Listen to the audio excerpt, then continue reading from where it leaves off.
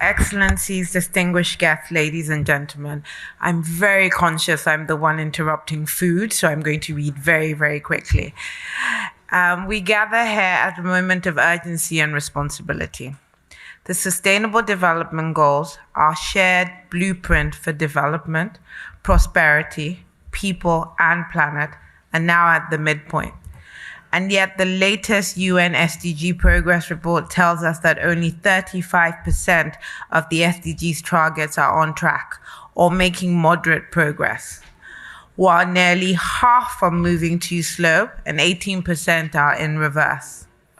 Meanwhile, debt servicing costs in low and medium income countries reached a record 1.4 trillion. Squeezing resources needed for sustainable development. This is not just statistics, they directly impact communities and impact families. Over 2.1 billion people still lack clean cooking access. More than 700 million people still live in extreme poverty. And the number of people facing acute food insecurity has more than doubled from 135 million in 2019 to over 330 million today.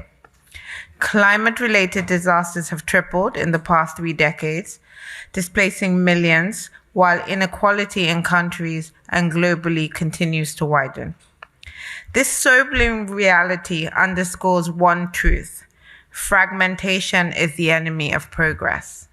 In a world increasingly defined by geopolitical tensions and economic divide, the very notion of multilateralism is being tested, yet never has it been more necessary. Pandemics and climate change do not respect borders, and our only pathway is through cooperation, solidarity, and collective action. However, I must insist that cooperation must evolve.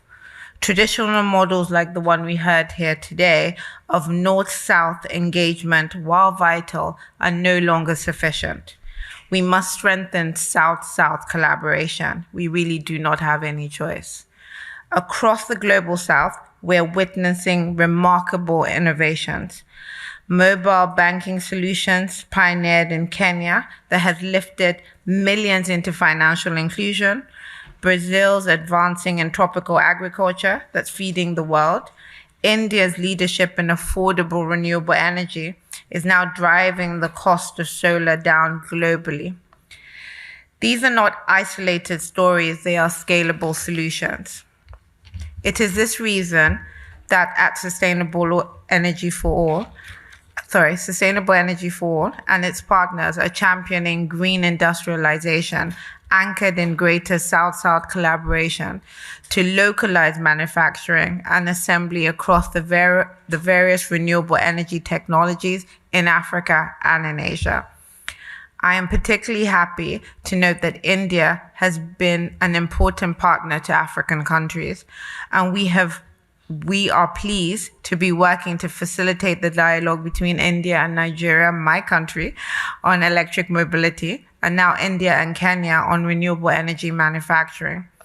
We also set up the Council for Critical Minerals Development in the Global South, which brings together countries in the Global South to ensure equitable mineral value chain development. Here too, India is an important partner, and we cherish our collaboration with the Ministry of Mines, Power, New and Renewable Energy, and also NTPC. To showcase India's leadership, supports its rapid energy transition, and support the collaborations between developing countries. I guess in a nutshell, what I'm trying to say is India is a very, very important country, not just in Asia, but also for the rest of the world.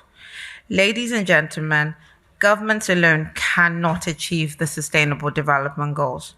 The financing gap for sustainable development in developing countries is estimated at 4 trillion annually.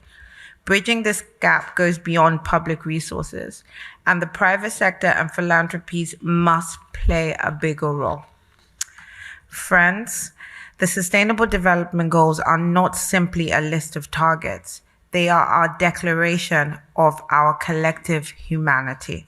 As I conclude, I'd like to say a big thank you to the Observer Research Foundation, the United Nations in India, and the Reliance Foundation for convening this event and having me speak to you today. Thank you for listening.